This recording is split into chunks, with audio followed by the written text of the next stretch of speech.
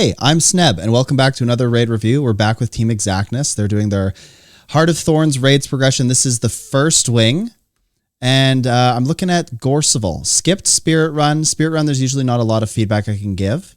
Other than, I mean, there's a few little portal skips you can do, but those are fairly well known. If you want specific feedback on that, you can definitely shoot me a message. I realized that I actually didn't go over the log when I was looking at the Veil Guardian video before. But what I would be looking for in the log would really just be who got teleported and how many times. And maybe I can show you that after. But anyway, let's take a look at what's going on here. The ready check doesn't look like the composition has really changed that much, nor should it really be necessary to. Let's see. Hopefully you've got somebody who's going to put down the road. I didn't see a road. How peculiar. That's really odd. Was it just because of settings that I did? I didn't really see too many people get knocked back. Your DPS is high enough to where you should probably just be instantly CCing this, by the way. That CC was a little bit slow. I would recommend that you swap to staff on the heralds and delete it. Okay, a bunch of people got knocked back there. My question would be, why are your heralds not putting down the road? Jalis here is really, really good. Like you even got knocked back there, which honestly didn't really matter that much. But a little bit odd that I wasn't seeing Jalis. Maybe you're anticipating age of stability from somewhere else. You can be providing it as a Mechanist or as a Tempest. But personally, I like to have at least one Herald go Jalis just for safety. It helps a lot. Plus, Jalis, the road, can give stability to 10 people. So that's kind of, as long as you're kind of moved out. But look, lots of people getting knocked back there. Will you be able to get the kill? Absolutely. It's really not the end-all be-all, so to speak. However, if you really want to speed up your run, you don't want to get knocked down. Like, boom, there. Everyone got knocked down there. So what's going on? You should probably have Jalis there. Again, your DPS is so good, you can probably just delete this bar. There's not... It seems like you're holding it a bit. Maybe you're doing that on purpose, maybe you're not. But I would sort out the CC. Again... An idea for you is to consider incorporating a druid into your composition because it has so much CC, but your healers could potentially kind of switch up their stats a little bit, bring paralyzation sigils. Even if I was a herald, I'd probably put a paralyzation sigil. Well, does that affect it? Maybe it doesn't. Maybe I'm completely wrong. But I would put something. I would just ensure that everyone is swapping to CC. Now I'm trying to think if Paralyzation Sigil affects the staff 5. I don't know if it does. It might just be stun duration. I'd have to go look that up. But getting here, you do have a little bit of stab. That's good. I saw that you did that there. Well played. Note that when you're playing mech, your stability is only 1 stack. So if any of those spirits try to knock you or any of your allies down, it's just going to affect them pretty hard. Again, your DPS is so good. I would just be deleting this break bar immediately. There's really not much point in holding it. And yeah, you did that fairly fast. I would be curious about having the break bar. Like, look at your damage. The damage is really good. I'd have the break bar stuff up in Arc and make it a bit of a game among your team to try to, you know, beat people.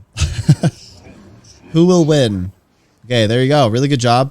Not a ton of things really wrong there. The big thing is going to be obviously more consistent stability. I would bring Jalis on at least one of the heralds. And honestly, they won't lose that much damage, so it doesn't really matter that much.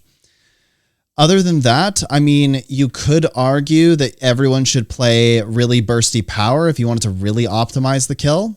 Not sure if your virtuosos are playing power or condition. I mean, honestly, both are good builds. Obviously, you got the kill and that's fine. But if you are looking to optimize and do a bit more damage, consider burstier power DPS on that fight. Anyway, really good job. Let's take a look very briefly here at first this Veil Guardian log that I neglected to show you in the last video. But if we look, I would definitely go to something like, oh, where is it? Oh, I haven't thought mechanics. So if we look at mechanics, this is going to show how many times people are getting TP'd or teleported, right?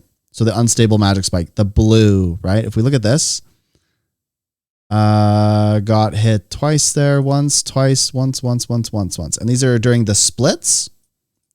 So a few people got teleported during the splits, but this You want to try to get this lower every time you do the boss. That's what I would consider. Also, look at how people are touching the Seekers. Looks like a lot of people are taking Seeker damage. I would be mindful of that. Another thing you can do is go back into the combat replay. And you can actually play this. And you can put it on like really fast speed. And you can see people getting teleported and stuff. Which is quite fun. So something I would do with the team together after the fight. All right, let's go into the Gorseval log. There's not going to be a lot to show here. Again, I could go into mechanics. It's going to show slam. Like, look at this. Bunch of people getting hit by the egg. Some people are getting kicked. The black doesn't really matter. The black goo, who cares? It's almost irrelevant. You're probably going to stand in it. Though, theoretically, these numbers should go down quite a bit if you are, breaking the CC bar fast enough, okay? So look at these slams. Lots of people getting knocked back. Let's get the stability and Aegis going in there. The eggs, again, you want to probably focus on just being able to see them. Lots of visual clutter in there. So I would focus on sort of looking directly down at your character and being very mindful of the eggs. Somebody should call them out. That'll just increase your DPS, right? Look at buffs, like total Giga Chad buffs here. Look at this. They're all super duper high. No complaints there. Like this is incredible. This is exactly where you want to be. Again, general stats, pretty good. Let's look at break bar. So if we look at break bar, your Hollowsmith here is not doing enough break bar damage, I would say. I think they can do more using shield 4, shield 5, and if they're playing rifle 4, I guess. They could even use... what else they got? They could even use their elite skill, or if they're in Forge, they can use 5. So I think this should be higher theoretically for a Hollow. Soul Beast doesn't have a ton of CC, but you can take Deer if you want, because I think that it has like an additional CC, or it's just a little bit better for CC. So there's that. But your Herald should, both Heralds should be higher, in my opinion. Both Heralds should be much higher. It's good that it looks like your Verts are probably, they're not greeting at all. They're using their signets and stuff. But I would argue that your Heralds should be much higher on this list with Staff 5. Just something to consider. Obviously, still got the kill. You're doing really well. Proud of you folks. Good job, Team Exactness. And we'll catch you later. Okay? Bye-bye.